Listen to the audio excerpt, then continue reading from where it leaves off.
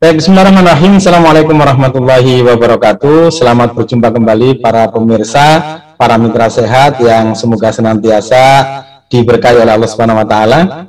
Pada kesempatan saat ini kita akan melanjutkan perbincangan seputar kesehatan kita. Dan telah hadir di kesempatan ini ya Dr. Wahyu Hendradi. Beliau ini adalah spesialis penyakit dalam, ya, dan beliau ini sehari-hari ada di rumah sakit BHC Surabaya. Ya. Nah, baik, sebelumnya saya mohon izin menyapa Dr. Wahyu dulu. Assalamualaikum dokter. Waalaikumsalam warahmatullahi wabarakatuh. Pak Sehat dokter ya? Alhamdulillah. Alhamdulillah. Ya, mudah-mudahan nih dengan waktu yang disediakan untuk kita semua, ya, beliau ini semakin sehat, ya, sehingga nanti bisa semakin leluasa berbagi kepada kita, ya, untuk perbaikan kehidupan kita ke depan. Tentu kita paham bahwa beliau ini tidak orang yang nggak punya kesibukan, tapi dengan kesibukan yang ada, beliau masih memberikan waktu untuk kita. Baik, dokter, pada kesempatan hari ini kita coba berbincangkan tema yang masih banyak mendapatkan respon dari para pemirsa, ya, sebagai kelanjutan dari diskusi kita sebelumnya, yakni berkaitan dengan seputar hipertensi, ya. Hipertensi. Nah, mungkin di awal ini ya barangkali Dr. Wahyu bisa menyampaikan kepada kami dan para pemirsa. Jadi sebenarnya hakikat dari sakit hipertensi itu bagaimana, ya, sehingga kita bisa paham bahwa oh ini saya sudah sakit. Jangan sampai kita sudah sakit tapi merasa nggak sakit kan gitu. Demikian mungkin itu sebagai pembuka, ya. Monggo nanti kita lanjutkan dengan diskusi melanjutkan tema ini berkaitan dengan hipertensi. Monggo Dr. Wahyu. Baik. Terima kasih Pak Jabir atas kesempatan yang diberikan kepada saya untuk berbagi tentang beberapa penyakit yang berkaitan dengan beberapa waktu yang lalu, yaitu sindroma metabolik. Kali ini kita membicarakan masalah hipertensi. Baik, hipertensi boleh dibilang hiper itu adalah berlebihan, sedangkan tensi adalah tekanan. Berarti kalau hiper itu adalah tadi berlebihan, maka tekanan yang berlebih, atau dengan kata lain tekanan darah yang tinggi. Nah, hipertensi ini sekarang makin lama makin banyak, seperti halnya penyakit-penyakit metabolik yang lain. Memang terjadi pergeseran di negeri kita itu. Dulu banyak infeksi, penyakit-penyakit infeksi yang berkaitan dengan mungkin gizi kita yang kurang baik, ya, sehingga penyakit infeksi banyak merebak. Tapi sekarang karena gizi semakin baik, maka penyakit-penyakit infeksi mulai berkurang. Nah, sekarang banyak penyakit-penyakit yang berkaitan dengan non-infeksi, antara lain adalah penyakit metabolik tadi, dan diantaranya adalah tekanan darah tinggi. Kita ketahui tekanan darah tinggi ini memang dikatakan sebagai sesuatu yang silent killer, dikatakan begitu ya, dan menempati, boleh dibilang, urutan pertama menjadi penyebab, salah satu penyebab kematian yang baik di dunia maupun di Indonesia. Bisa dicatat mungkin kejadian hipertensi ini di dunia itu pada tahun 2017 ada 53,3 juta kematian, dan yang berkaitan dengan hipertensi itu ada 33,1%-nya. Besar ya. Hipertensi yang menyangkut nantinya menyebabkan penyakit-penyakit kardiovaskuler. Tentunya kematian hipertensi itu karena akibat dari hipertensi itu, bukan hipertensinya sendiri, tapi akibat dari hipertensi bisa menyebabkan kegawatan-kegawatan di organ. Sedangkan di Indonesia itu dari 1,5 juta kematian itu 36,9% itu disebabkan penyakit kardiovaskuler yang kaitan erat dengan hipertensi itu tadi. Jadi kalau kita lihat angka kematian itu terbanyak memang kardiovaskuler, yang di antaranya penyebab utamanya adalah hipertensi, baru kemudian kanker. Nah, kanker itu juga menjadi penyebab kedua, kemudian diabetes penyebab ketiga, kemudian penyakit-penyakit saluran nafas seperti TB, termasuk kemarin COVID itu ya. Itu penyebab keempat.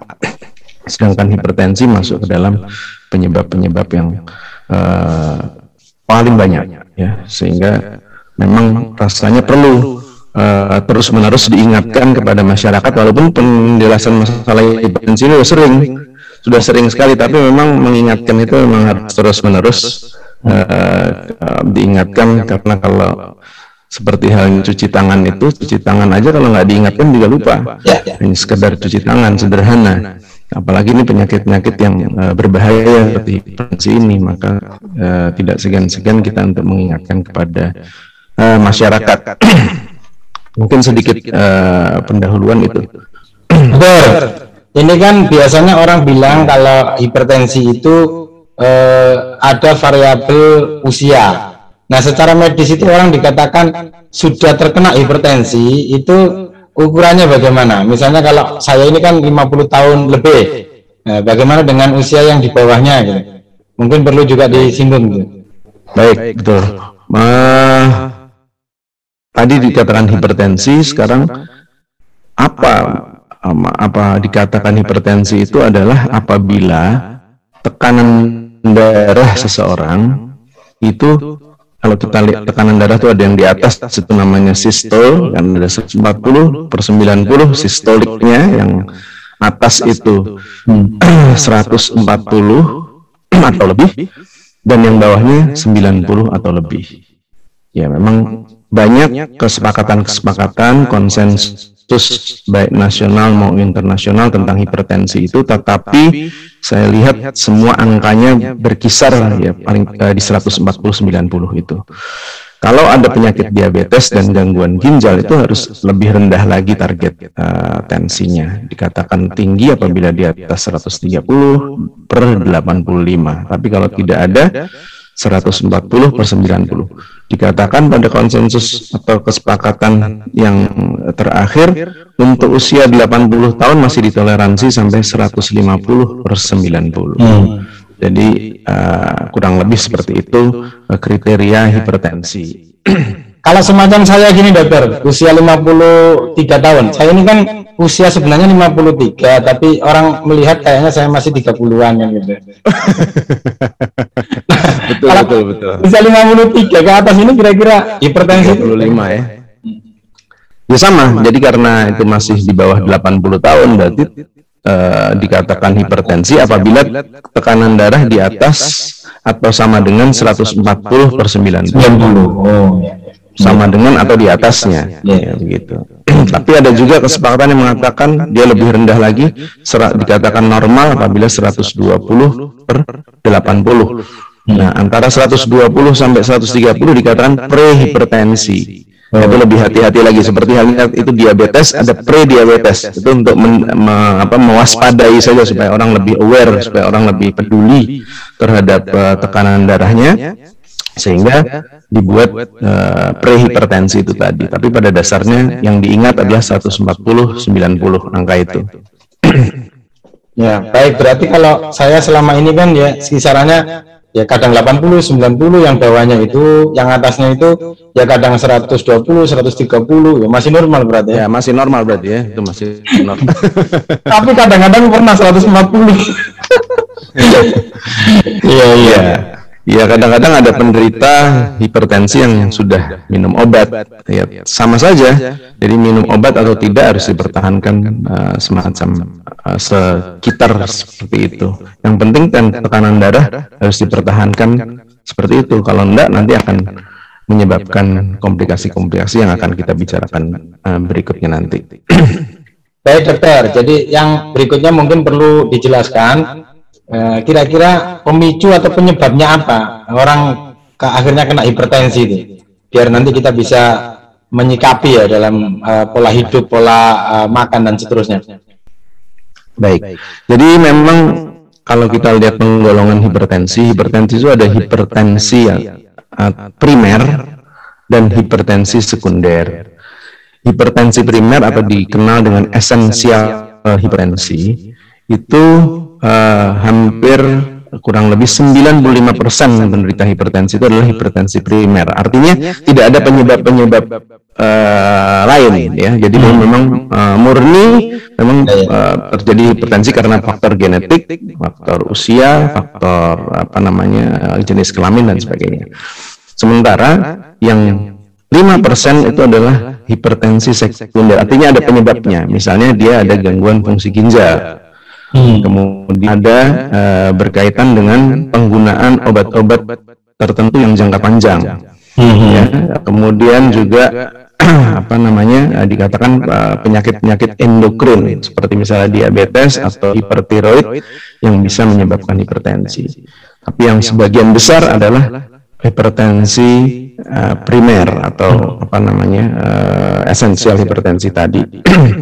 Sedangkan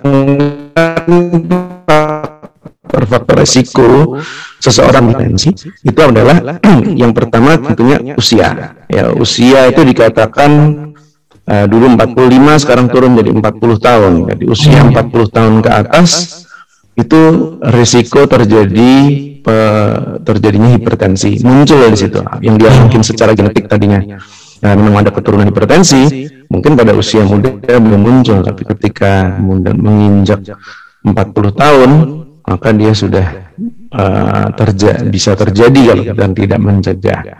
Ya, bahkan dikatakan proses penuaan itu, proses degeneratif usia 30 tahun sudah terjadi penuaan organ-organ. Ya. Baru tadi di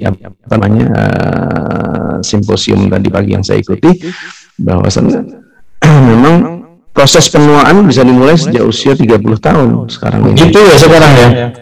Ya, apalagi ada penyakit-penyakit metabolik, penyakit lain seperti diabetes dan itu terjadi percepatan penuaan.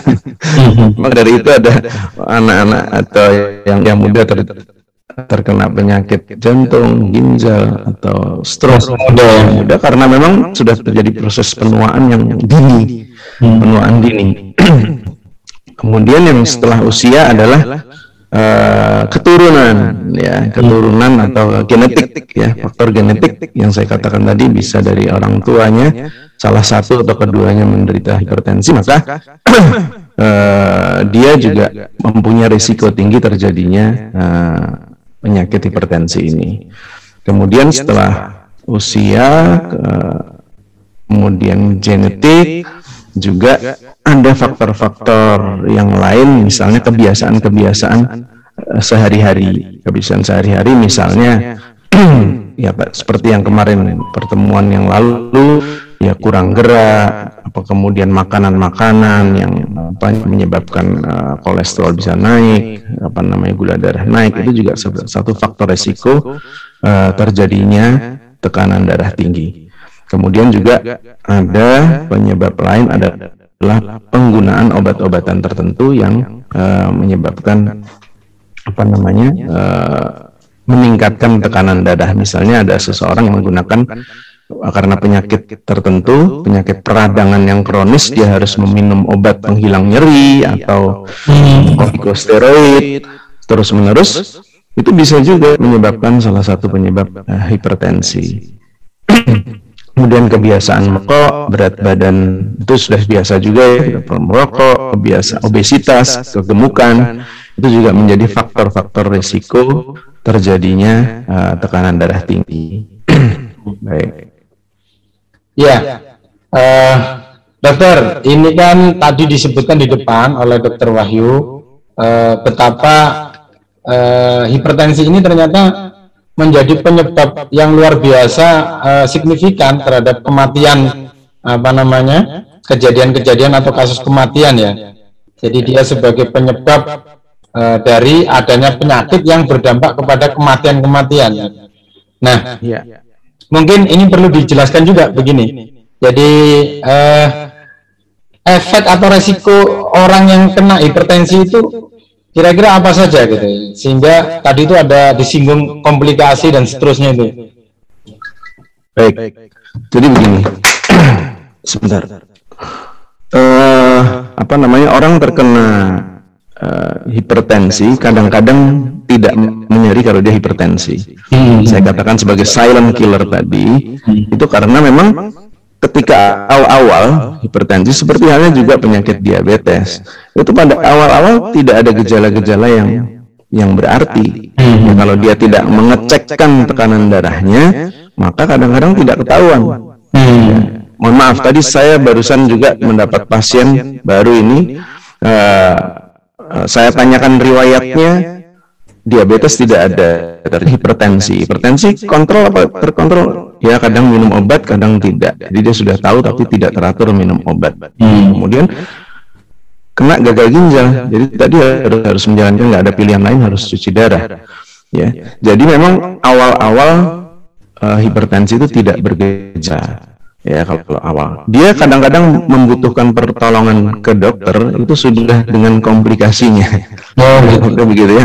Maka dari itu screening artinya melakukan evaluasi tekanan darah tinggi, mengukur tekanan darah, itu adalah merupakan sesuatu yang penting bagi masyarakat. Yang sekarang mudah kalau untuk ukuran tekanan darah, beli alatnya sendiri juga udah banyak ya sekarang, Mbak ya. Yang digital itu ya.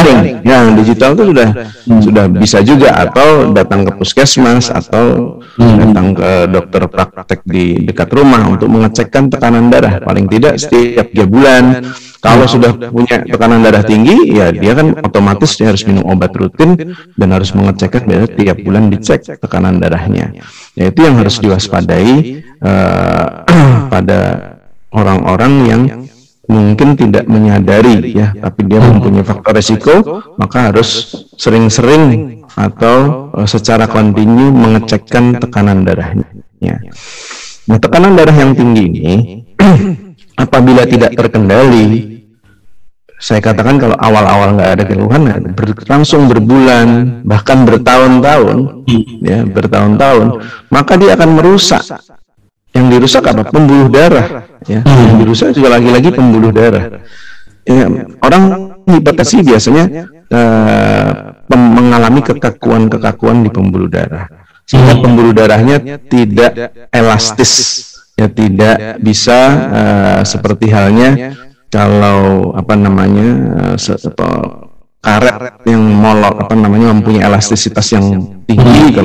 Kalau yang sudah tidak mempunyai elastisitas, sebenarnya kaku, mengalami kekakuan, di mana ketika terjadi beban cairan yang di dalam pembuluh darah itu meningkat, maka dia tetap saja. Nah, akhirnya terjadilah di situ tekanan yang tinggi ya. Kalau selang itu kita gencet, itu kan tekanan air yang keluar kan menjadi tinggi. Nah, itulah yang terjadi.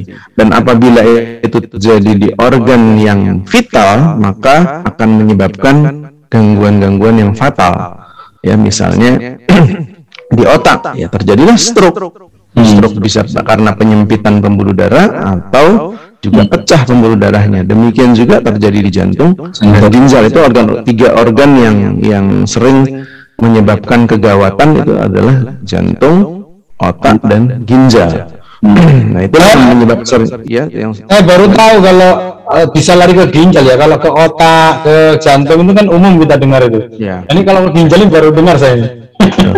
Ginjal itu salah satu, sekarang banyak orang-orang yang mengalami cuci darah itu akibat dari penyakit hipertensi yang tidak terkontrol. Yang tidak terkontrol. Karena memang pemahaman masyarakat masih boleh dibilang, saya katakan cukup minim masalah pengobatan hipertensi ini, dan juga penyakit-penyakit yang membutuhkan pengobatan jangka panjang. Ya, sehingga kadang-kadang mereka tidak disiplin ya dalam hal meminum obat dan melakukan aktivitas-aktivitas yang menyehatkan tubuh, sehingga terjadilah tekanan darah yang tinggi yang berkepanjangan. Itu yang bahaya begitu kan, berkepanjangan itu yang berbahaya. Kalau mungkin baru sebulan 2 bulan tidak ada keluhan kemudian diobati dan mendapatkan obat dan kemudian terkontrol dengan baik, ya dia seperti orang normal lain. Cuma normal tanpa obat, orang hipertensi harus menggunakan obat untuk menormalkan tekanan darah itu. Yang penting tekanan darah itu tidak tinggi, karena yang tinggi itu akan merusak. Berarti gini dokter, kalau orang sudah terkena hipertensi, ya berarti dia tidak bisa lepas dari obat untuk mengendalikan tekanan darahnya. Iya. Jadi memang kita sekalian masuk di pengobatan hipertensi ini.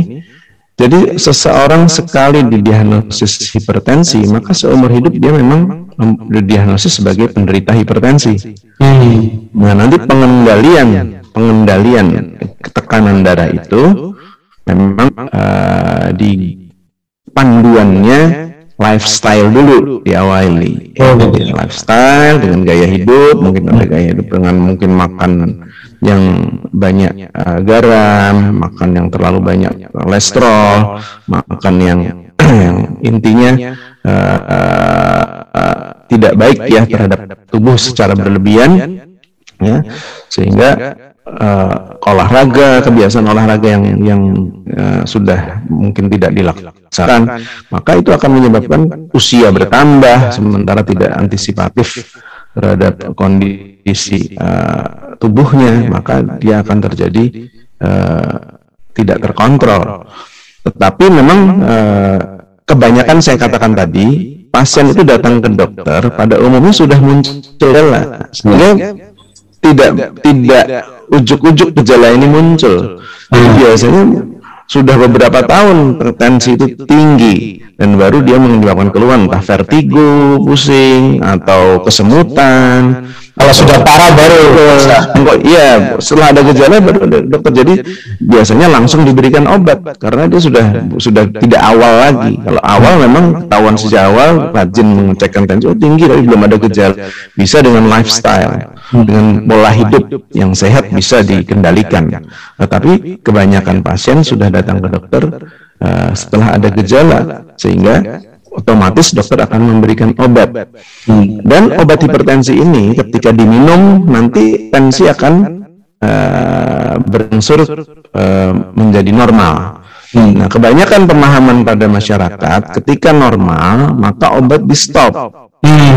Nah, kalau obat di stop nggak lama lagi, mungkin 3-4 hari seminggu nggak diminum, naik lagi tekanan darah. Karena memang boleh dibilang orang yang sudah mengalami hipertensi itu sudah mengalami elastisitas pembuluh darahnya sudah tidak bagus, dan ini memang sudah terjadi kecacatan, boleh dibilang begitu ya, sudah menjadi kelainan, defect ya, dikatakan sudah jadi defect sudah, sehingga untuk menormalkannya harus menggunakan obat. Nah, kebanyakan masyarakat mengatakan, kalau minum obat terus-menerus nanti ginjalnya rusak dan sebagainya. Itu sering saya alami seperti itu. Kalau minum obat terus-terusan nggak rusak tuh dok ginjalnya. Nah, justru terbalik. Nah, ini yang perlu saya luruskan di sini, bahwa ketika kita minum obat hipertensi, obat diabetes, obat kolesterol, tujuannya adalah justru untuk mencegah supaya tidak terjadi komplikasi ke ginjal, tidak terjadi komplikasi ke otak, tidak terjadi komplikasi ke jantung. Coba kalau itu tidak diminum, maka akan terjadi kenaikan. Apabila kenaikan itu terjadi berbulan-bulan bahkan bertahun-tahun, maka akan terjadi komplikasi yang berat tadi, yang pada akhirnya ujung-ujungnya nanti menyebabkan kematian. Demikian. Jadi memang ini yang perlu diluruskan. Banyak orang yang masih menganggap kalau minum obat tekanan darah tinggi atau bahkan kadang-kadang kolesterol, diabetes, banyak obatnya itu nanti akan merusak ginjal. Enggak, justru obat-obat semacam ini justru untuk melindungi, maksudnya untuk melindungi organ-organ vital tadi. Sedangkan karena kan gini dok, ya, karena kan ini dalam persepsi orang umum itu obat itu kan sebenarnya kalau tidak sakit nggak usah diminum, karena dia bahan-bahan yang bukan alami ada di tubuh kan gitu. Sehingga kalau mengkonsumsi obat itu ada kekhawatiran ini nanti terus menerus apa nggak tambah mengganggu kan gitu. Ya, tentunya memang obat itu pada intinya adalah racun, boleh dibilang gitu ya, racun. Tapi kalau pada dosis tertentu, pada dosis yang pas, yang bisa mengendalikan, maka itu justru menjadi tubuh menjadi baik karena aliran darah bisa mengalir secara normal sehingga fungsi-fungsi tubuh juga akan berjalan secara normal. Dan obat-obat yang mengganggu ginjal itu nggak semua, ya kebanyakan justru obat-obat penghilang nyeri. Yang kadang-kadang orang suka di apa namanya Kelino obat hilang. Obat kadang-kadang yang nggak minum obat bisa tidur, nggak minum obat Kelino nggak bisa tidur, akhirnya tiap hari habis kerja, apalagi kalau yang pekerja berat menggunakan fisik kadang-kadang pegel-pegel minum obat atau minum jamu Kelino yang seringkali dalamnya sudah dicampuri juga tercampur oleh obat-obatan anti nyeri. Anti nyeri, ya obat-obat yang beredar anti nyeri kadang-kadang kombinasi lagi anti nyerinya, ya 2 macam obat anti nyeri dikombinasi dalam satu tablet tertentu. Itu kalau digunakan terus-menerus itu yang mengganggu ginjal. Nah ini penting ini ya. Ini penting untuk kita tahu ini. Ganggu lambung dan sebagainya. Tidak semua obat. Dan kadang-kadang orang sering menggunakan, ya saya tidak melarang orang untuk menggunakan obat-obat herbal. Nah, untuk sebagai pendamping boleh. Nanti kalau obat hipertensi diminum sebagai obat utama, kemudian obat herbal diminum. Apabila obat herbal itu mempunyai khasiat, pasti tekanan darah itu akan turun. Ya, kalau tekanan darah itu turun, pasti dokter setiap 3 bulan akan mengevaluasi tekanan darahnya stabil, pasti diturunkan dosisnya. Oh gitu ya. Jadi nggak langsung dilepas ya, secara bertahap obat hipertensi itu diturunkan.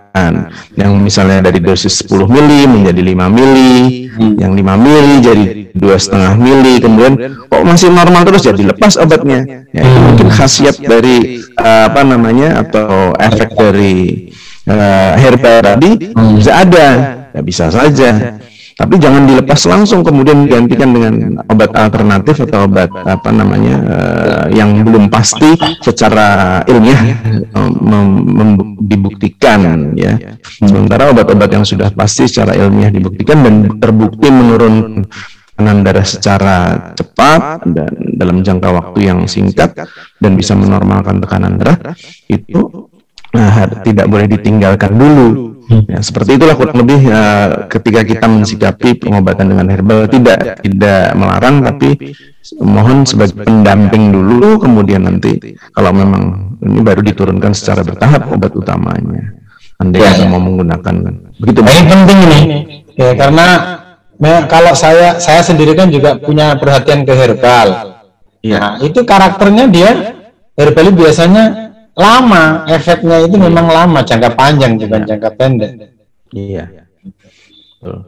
Iya. Baik dokter, jadi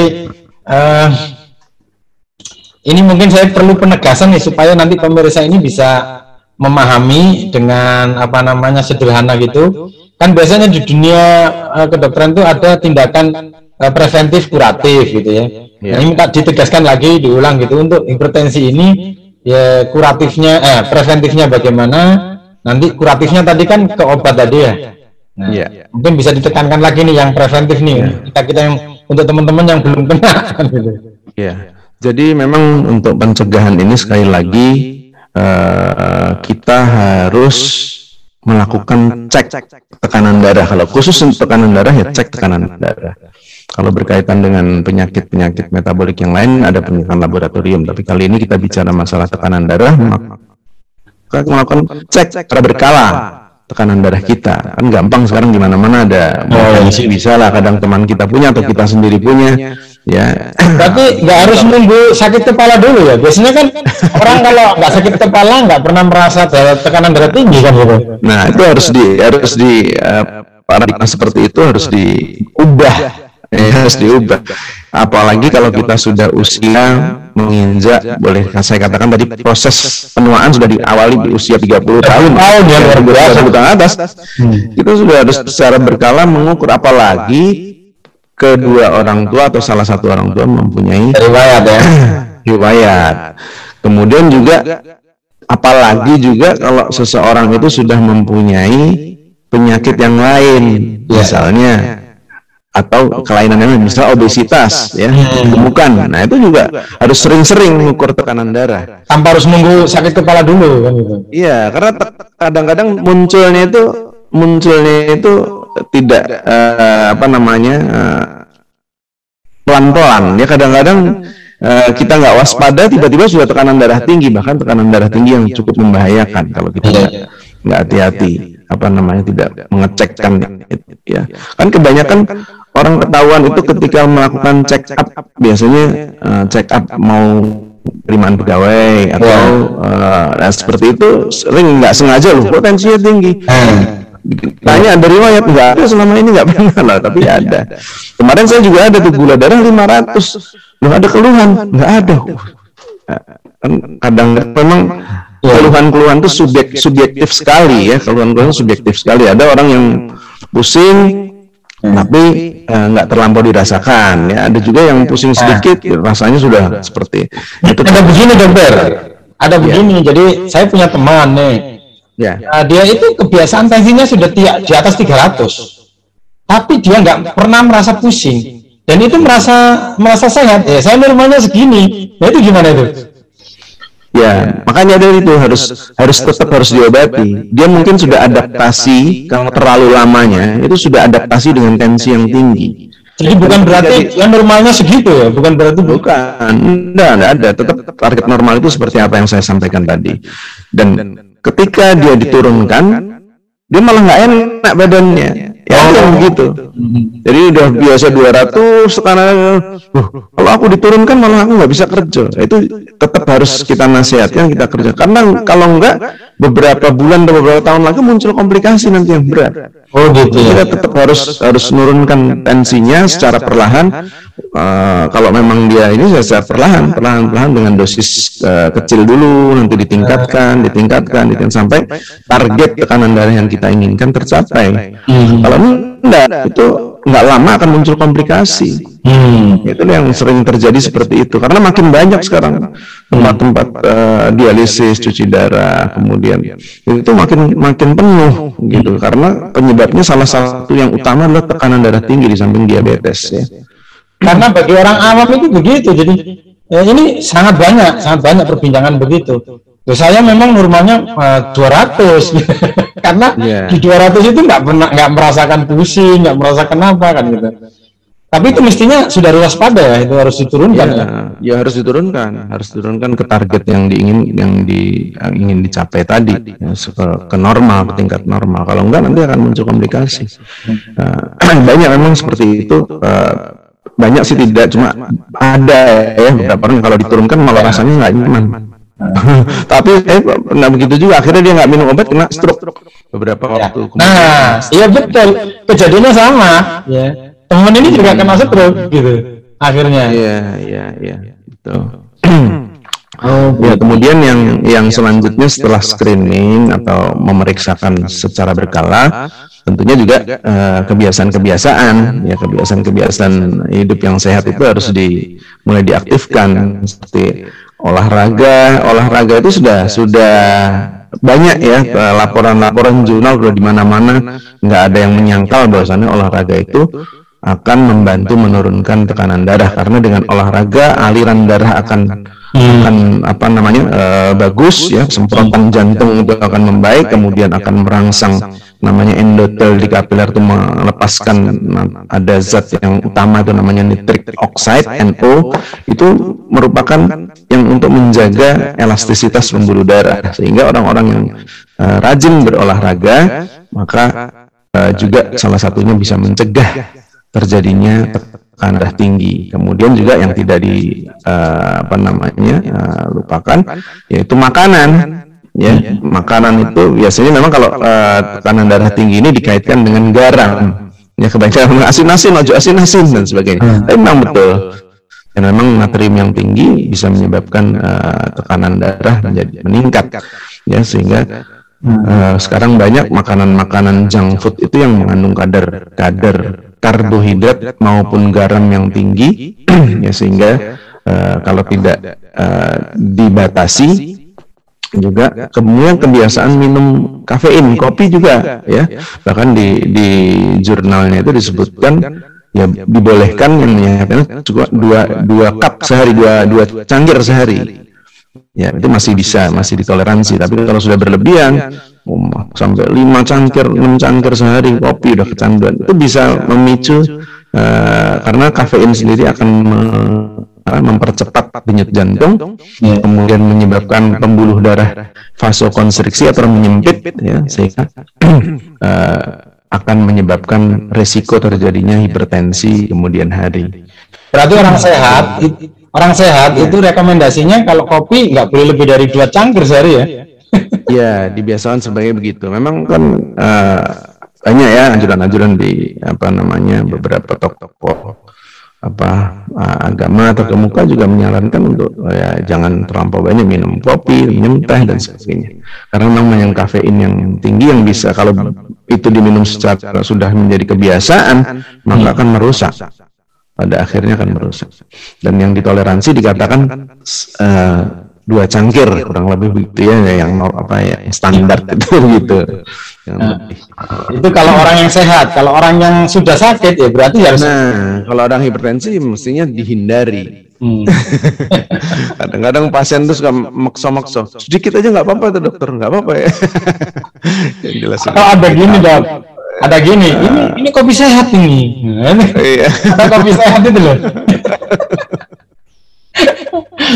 Lah ya. Memang kopi itu memang enak ya rasanya, membuat ketagihan. Iya. Jadi begitu Pak Jabir.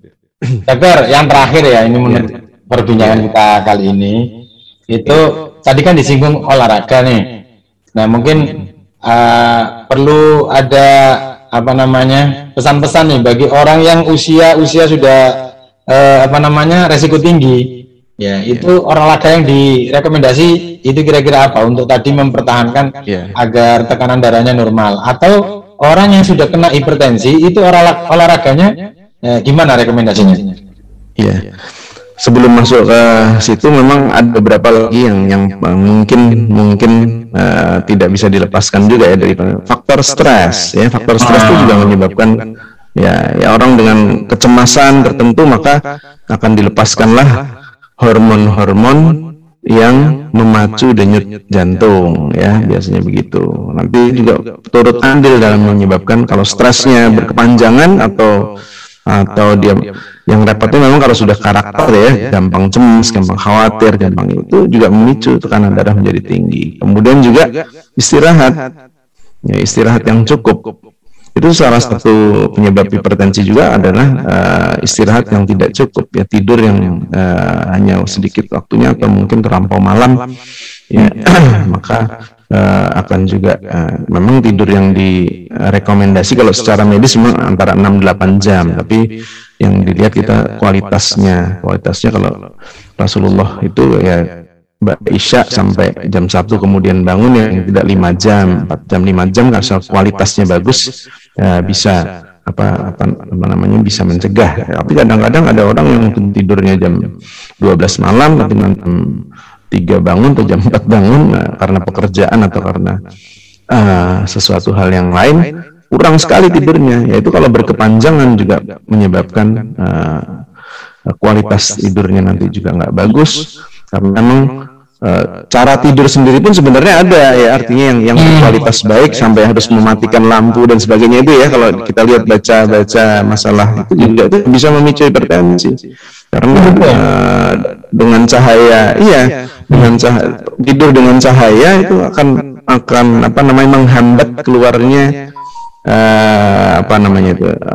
hormonnya namanya melatonin ya, kalau nggak salah melatonin itu yang buat menyebabkan daya tahan tubuh meningkat ya. Melatonin itu kalau dengan cahaya maka melatonin itu terhambat sehingga orang tidur cuma tidak menghasilkan kualitas tidur yang baik ketika dia bangun ya. Seperti halnya COVID itu kan kemarin disinyalir dari kelelawar itu banyak COVID-nya, sarang COVID kadang gitu di Cina itu awalnya. Nah kelelawar itu banyak COVID tapi kalau dia nggak sakit Karena dia memang senang di kegelapan itu tadi. Kegelapan kadar melatoninnya itu tinggi, kadar melatoninnya tinggi. Sehingga kalau lamar itu walaupun sarangnya COVID di tubuhnya, tetapi dia tidak menderita COVID. Karena seperti itu kurang lebih ini apa namanya ya laporan-laporan yang muncul berkaitan dengan hormon melatonin. Kemudian kembali ke olahraga, ya memang olahraga yang disarankan memang olahraga itu ada anaerobik, ada aerobik. Aerobik itu artinya membutuhkan oksigen cukup besar, artinya dia olahraga yang durasinya itu cukup panjang, kemudian dengan gerakan-gerakan yang lambat tapi secara ritmis, lambat tapi teratur, bergerak terus menerus selama kurang lebih minimal ya 30 menit. Ya. Nah, itu yang lebih bisa berpengaruh terhadap tekanan darah tinggi. Itu penelitiannya begitu. Dibanding dengan olahraga anaerobik. Anaerobik itu olahraga yang dalam waktu singkat tetapi dengan energi yang sangat kuat, misalnya seperti lari cepat dalam waktu, kemudian main kayak orang main voli itu mengemes dengan nah seperti itu memang mengeluarkan tenaga besar tetapi waktu singkat, tapi energi atau kalori yang dibakar lebih sedikit dibandingkan dengan aerobik tadi. Jadi memang dianjurkan seperti itu yang aerobik, kemudian dilakukan secara teratur setiap hari, bisa selama 30 menit atau setiap pekan itu 3 kali, misalnya 1 jam, 3 kali 1 jam, boleh dikatakan 150 menit kita dalam 1 minggu, dalam 1 pekan. Gitu. Berarti kayak anaerobik gitu ya, itu kan tenaga besar, keringetnya keluarnya lebih banyak daripada yang aerobik ya. Tapi bukan berarti ukuran keringat yang banyak itu ya? Ya, enggak jadi ukuran keringat yang banyak. Jadi nanti kalau kita itu bisa dilihat kalori yang terbakar itu kalau kita menggunakan alat-alat ukur tertentu, kalori yang terbakar lebih banyak yang dengan aerobik itu tadi. Gitu. Kalau orang awam ini kan gini dokter, wah ini keringetnya keluar buahnya ini sehat, kan gitu kan gitu. Maksud saya berpikirannya begitu. Ternyata salah ya. Iya, jadi bukan berdasarkan keringat. Kedua kombinasi juga bisa dikombinasi. Artinya yang dengan angkat beban, olahraga beban itu kan termasuk anaerobik ya, termasuk ya. Mungkin tidak lama, cuma dengan kekuatan yang itu olahraga beban juga dikombinasi dengan itu cukup baik. Saya kira kombinasi juga bagus.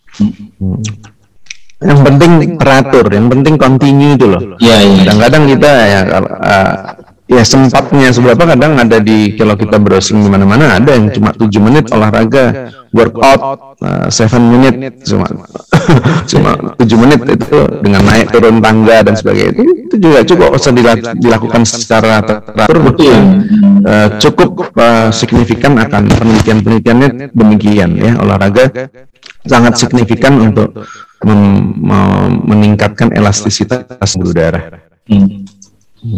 Gitu. Baik dokter, luar biasa ini. Jadi sebenarnya masih kurang banyak nih yang perlu kita bicarakan. Kan di pemeriksa itu ada usulan, ini kalau perlu didiskusikan yang lebih detail satu persatu ya. Nah, saya pikir kalau itu kuliah ya berarti ya. Kuliah kedokteran namanya itu. Ya, nanti mungkin bisa di lain kesempatan yang lain lagi, atau menjawab pertanyaan-pertanyaan boleh saja. Iya. Paling tidak pengetahuan umum ini sudah bisa menjadi bekalan untuk kita bisa menata kehidupan lebih sehat kan gitu ya. Alhamdulillah. Baik, sudah melewati 30 menit ya. Ini terima kasih banyak waktunya dokter dan para pemirsa. Tentu ya, kalau kita bicara masalah kesehatan tidak cukup hanya 1-2 jam. Maka silakan kalau ada yang mau ditanyakan atau ada yang mau ya, atau ingin diangkat menjadi tema diskusi kita, silakan disampaikan di komentar. Nanti mudah-mudahan di kesempatan lain kita bisa angkat itu menjadi tema diskusi. Untuk pertemuan kali ini, untuk sesi kali ini Saya pikir cukup. Terima kasih banyak atas perhatiannya para pirsawan, para pemirsa, dan kepada Dr. Wahyu. Terima kasih atas waktunya. Semoga sehat selalu kita bersama keluarga. Saya mohon maaf bila ada yang salah. Assalamualaikum warahmatullahi wabarakatuh. Salam sehat. Waalaikumsalam warahmatullahi wabarakatuh. Alhamdulillah.